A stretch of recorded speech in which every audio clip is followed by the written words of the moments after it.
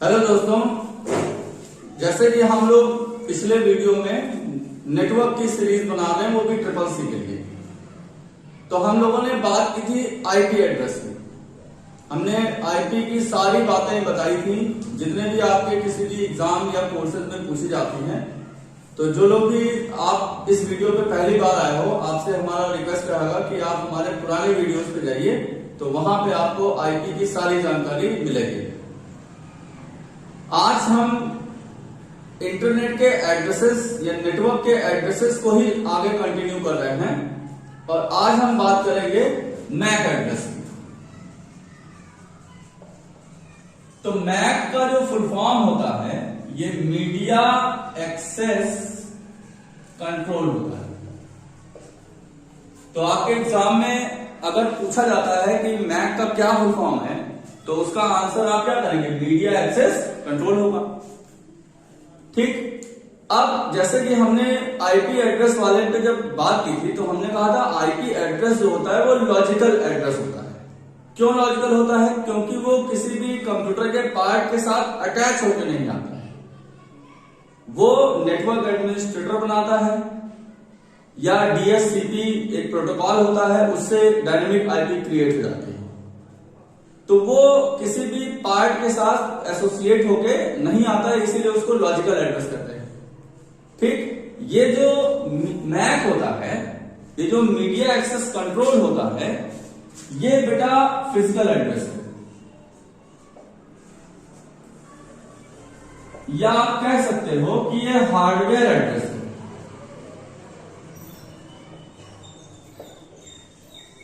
तो अगर पूछा जाता है कि फिजिकल एड्रेस कौन सा होता है या हार्डवेयर एड्रेस कौन सा होता है, तो आप क्या बताएंगे? मीडिया एक्सेस कंट्रोल या मैक एड्रेस। ठीक। हम आपको थोड़ा सा एक डिटेल में बताएं, तब आपको समझ में आए। देखिए हमारे कंप्यूटर में ये जो डिवाइस है, इसको हम मदरबोर्ड कहते हैं। ठीक। अब अगर आपको एक कंप्यूटर का नेटवर्क दूसरे कंप्यूटर से कनेक्ट करना है, तो उसके लिए हमारे कंप्यूटर में एक ये पोर्ट होता है। इस पोर्ट को हम ईथरनेट पोर्ट या लैन पोर्ट या मैक पोर्ट कहते हैं। क्यों? क्योंकि हमारे कंप्यूटर में जो नेटवर्क आईसी होती है, नेटवर्क की जो चिप होती है, ठीक उसी का ये कनेक्टर होता है। तो अगर आपको कंप्यूटर का नेटवर्क बनाना है, तो प्राइमरी रिक्वायरमेंट ये होती है कि हमारे कंप्यूटर में एक मैक कार्ड होना चाहिए। मैक कार्ड, जिसको हम लोग लैन कार्ड भी कहते हैं, ये एक ऐसा ही कार्ड आता है, ऐसा ही एक कार्ड आता है, इसको डॉटर बोर्ड कहते हैं। अब ये तो मेरे पास जो रखा हुआ है, ये तो मॉडर्न का है। ऐसे ही लैन कार्ड आता है, उसमें एक पोर्ट होगा और उसी को मैक पोर्ट कहते हैं। ठीक। तो इसका जो एड्रेस होता है, जो हमारे लैन कार्ड का एड्रेस होता है, उसी को हम क्या बोलते हैं? MAC address. और ये इस डिवाइस के साथ अटैच हो गया। मतलब अगर मैक एड्रेस हमें कंप्यूटर का चेंज करना है, तो हमें इस कार्ड को बदल के कोई दूसरा कार्ड खरीद के उसको लगाना पड़ेगा, तब आपके सिस्टम का मैक एड्रेस चेंज होगा। इसीलिए कहते हैं ये फिजिकल या हार्डवेयर एड्रेस होता है, क्योंकि ये किसी पार्ट के साथ एसोसिएट हो गया। ठीक। तो मैक एड्रेस क्या हो गया? मैक एड्रेस एक फिजिकल एड्रेस हो गया। क्यों हो गया? क्योंकि ये किसी एक पर्टिकुलर पार्ट के साथ फिक्स हो गया। और इस एड्रेस यानी मैक एड्रेस को बदलने के लिए आपको सिस्टम से उस लैन कार्ड को निकाल के एक दूसरा लैन कार्ड लगाना पड़ेगा, उसका दूसरा एड्रेस होगा, तो आपके कंप्यूटर का मैक एड्रेस चेंज हो जाएगा। वहीं आईपी में हमें किसी पार्ट को चेंज करने की जरूरत नहीं, आप जस्ट जाते हो, आईपी बदल देते हो, क्योंकि वो किसी भी डिवाइस के साथ फिक्स होके नहीं आता है। वही मैक एड्रेस मैं फिर बता रहा हूं, ये इस कार्ड के साथ फिक्स होके अटैच हो गया और it can not be change. इसको अगर चेंज करना है, इसके एड्रेस को अगर चेंज करना है, तो आपको नया कार्ड ही खरीद के लगाना पड़ेगा, उसका एड्रेस कुछ और होगा, तब आपके सिस्टम का मैक एड्रेस चेंज होगा। ठीक। अब हम थोड़ा इसको एक्सप्लेन करें और ज्यादा बातें बताएं। कहते हैं कि मैक एड्रेस जो होता है ये 48 बिट्स का होता है। ये भी आपके एग्जाम में पूछा जरूर जाता है कि मैक एड्रेस कितने बिट का होता है, 48 बिट्स का होता है। तो अगर बेटा बाइट में पूछा गया तो ये 6 बाइट का हो जाएगा, क्योंकि आप जानते हैं एक बाइट में 8 बिट्स होती हैं, तो 6 इंटू 8 48 बिट्स हो जाएगा। मैंने देखा है बहुत सारे एग्जाम में ये क्वेश्चन आता है, मैक का फुल फॉर्म आता है, फिर इसको पूछते हैं कि फिजिकल एड्रेस कौन सा होता है, तो ऑप्शन में मैक रहता है, या हार्डवेयर एड्रेस कौन सा होता है, तो ऑप्शन में मैक रहता है, इसको आप ऑन करेंगे। फिर आपसे क्वेश्चन पूछा जाता है कि मैक एड्रेस कितने बिट का होता है, तो आप कहेंगे 48 बिट का होता है। अगर बाइट में पूछा गया तो आप कहेंगे 6 बाइट का होता है। ठीक, अब थोड़ा और आपको बताएं हम, मैक एड्रेस हेक्साडेसिमल में लिखा जाता है। ये भी आपके एग्जाम में क्वेश्चन पुटअप हो सकता है कि मैक एड्रेस किस फॉर्म में होता है, तो उसका आंसर क्या होगा, हेक्साडेसिमल फॉर्म में। हमने एक कार्ड को देखा है, उसमें ऐसे बेटा A0, A9, A6, फिर ऐसे C5, A9, ऐसे 20 ऐसे लिखा रहता है।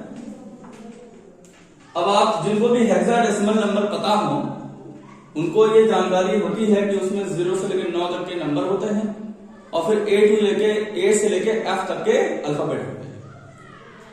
हेक्साडेसिमल की अगर बात करें तो उसमें 0 से लेके 15 तक जाते हैं, क्योंकि F की वैल्यू कितनी मानी जाती है, 15। तो अगर इसको बाइनरी में लिखा जाए तो ये 4 बिट का होता है। 15 को अगर बाइनरी में लिखा जाए तो 4 बार 1 लिखते हैं। अभी ध्यान देना, तो 4 बिट का ये हो गया हेक्सा, तो ये भी 4 बिट का, 4 4 4 4 ऐसे 4 4 बिट के हैं ये।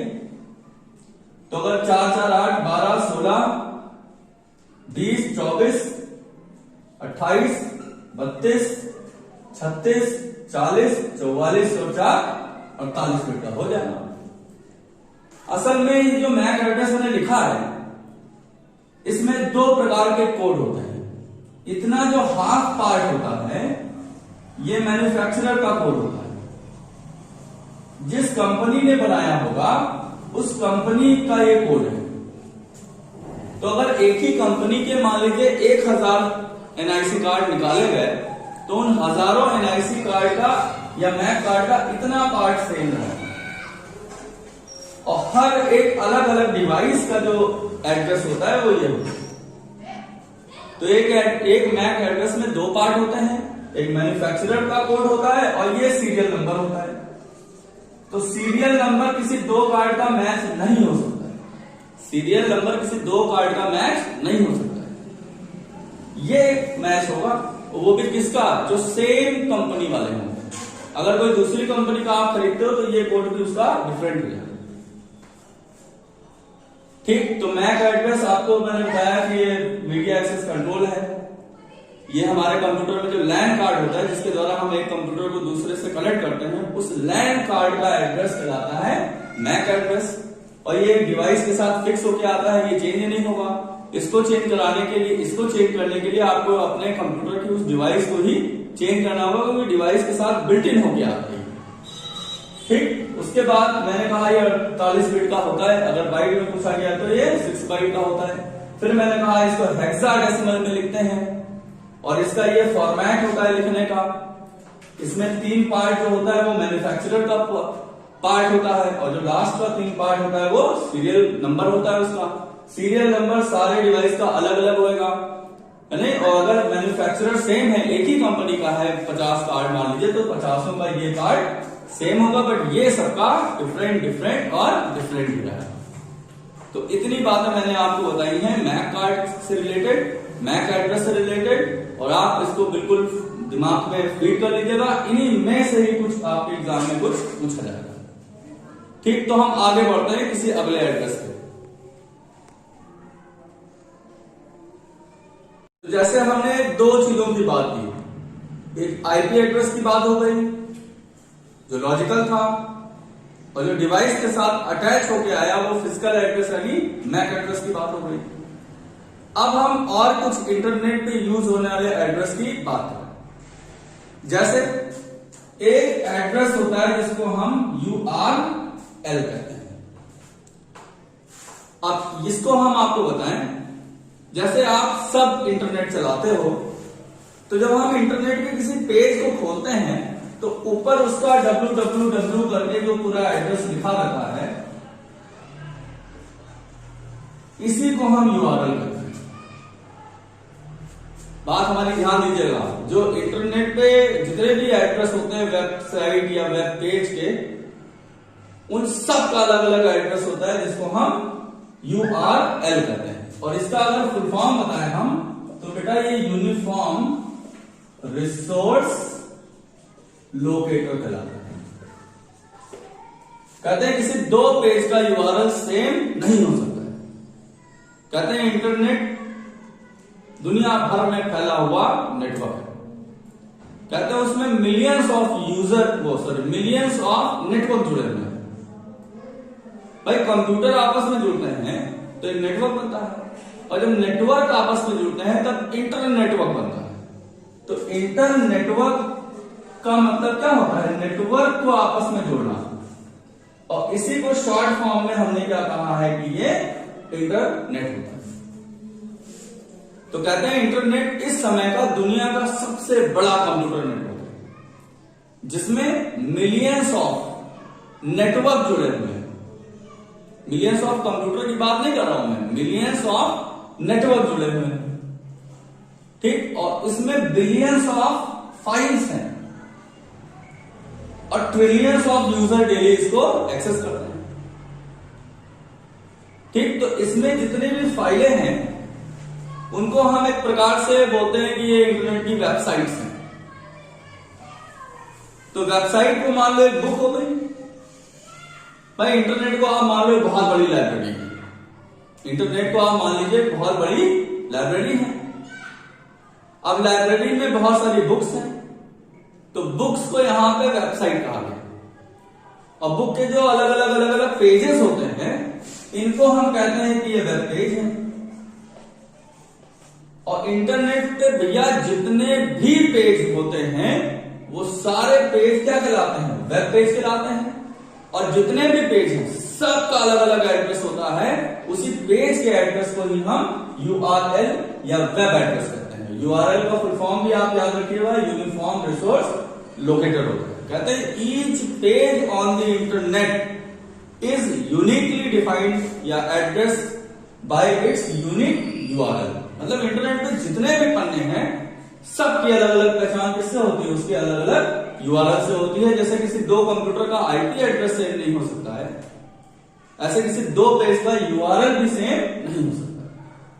जितने भी पेज हैं इंटरनेट पे सबका अलग अलग एड्रेस है, यानी कहो तो सबका अलग अलग यूआरएल है, ठीक। अच्छा, एक यूआरएल अगर मैं लिखूं या हम बात करें यूआरएल की, तो ये दो पार्ट का होता है या दो टाइप का होता है। एक होता है एब्सोल्यूट यूआरएल और एक होता है बेटा रिलेटिव यूआरएल। अगर पूछा जाए टाइप्स ऑफ यूआरएल तो हम दो बताते हैं, एक एब्सोल्यूट यूआरएल होता है और एक रिलेटिव यूआरएल होता है। अब इन दोनों में क्या डिफरेंस है? एक में यूआरएल आपके सामने लिखूं तो http करके ऐसे लिखा रहता है। जैसे हमने खोला www.yahoo.com, इसमें स्पोर्ट्स है, इसमें वॉलपेपर है और इसमें मान लो file1.jpg। अब ये आपका एक यूआरएल लिखा हुआ है। मेरी बात ध्यान दीजिएगा और आपसे रिक्वेस्ट है कि इस वीडियो को बिल्कुल भी फॉरवर्ड या स्किप ना करिएगा, जिससे आपको डिटेल पता लगे सर। देखिए ये एक यूआरएल मैंने लिखा।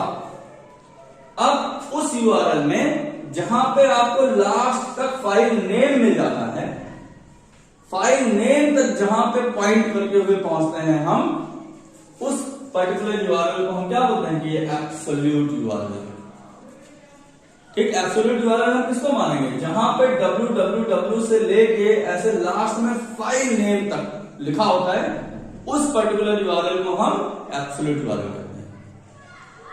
इसको हम कंप्लीट एड्रेस बुक बोलते हैं, क्योंकि इसमें from the very beginning world wide web से लेके लास्ट में फाइल नेम तक का पूरा एड्रेस लिखा रहता है। तो ऐसे एड्रेस को हम या ऐसे यूआरएल को हम क्या बोलते हैं कि ये एब्सोल्यूट यूआरएल है, और जिसमें आधा अधूरा लिखा रहता है उसको हम रिलेटिव यूआरएल कहते हैं। जैसे अगर यहाँ पे yahoo.com तक ही दिया होगा तो हम बोलते हैं कि ये रिलेटिव यूआरएल है। इसीलिए इसको पार्शियल इंटरनेट एड्रेस या इनकम्प्लीट इंटरनेट एड्रेस कहते हैं, क्योंकि इसमें फाइल नेम तक नहीं लिखा होता है, और जहां पे फाइल नेम तक पूरा लिखा होता है इसको हम एब्सोल्यूट यूआरएल कहते हैं। तो आपके एग्जाम में अगर पूछा जाता है कि एब्सोल्यूट यूआरएल को अदर नेम में क्या बोलते हैं, तो हम कहेंगे कंप्लीट यूआरएल है, और वहीं जो रिलेटिव होता है उसको हम पार्शियल या इनकम्प्लीट इंटरनेट एड्रेस भी कहते हैं।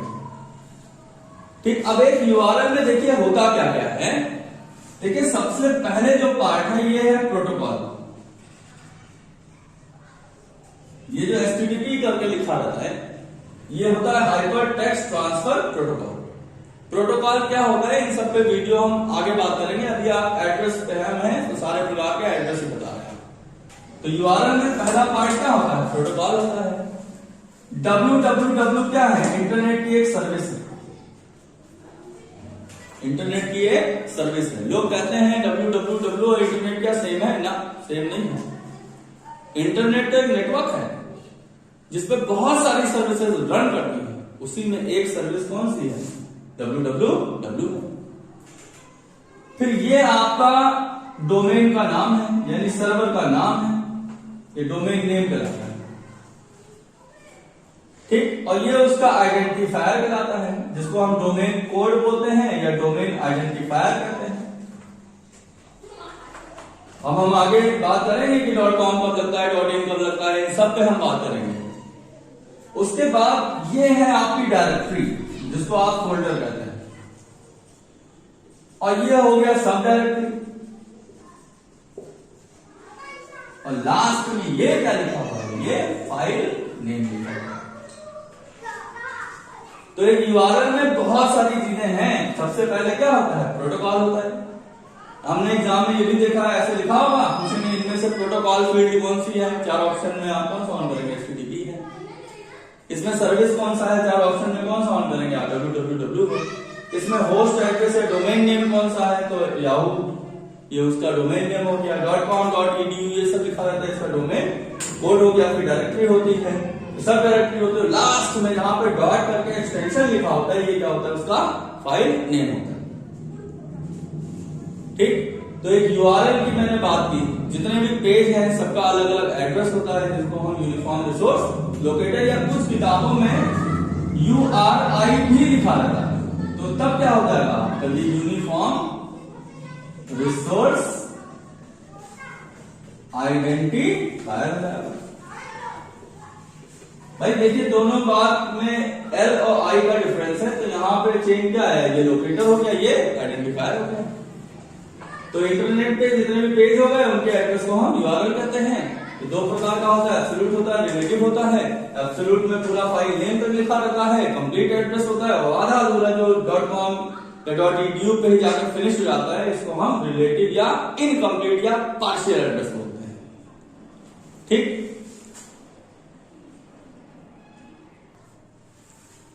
तो देखिए इंटरनेट पे यूज होने वाले एड्रेस की बात हो गई। हमने आईपी एड्रेस बताया, फिर हमने मैक एड्रेस बताया,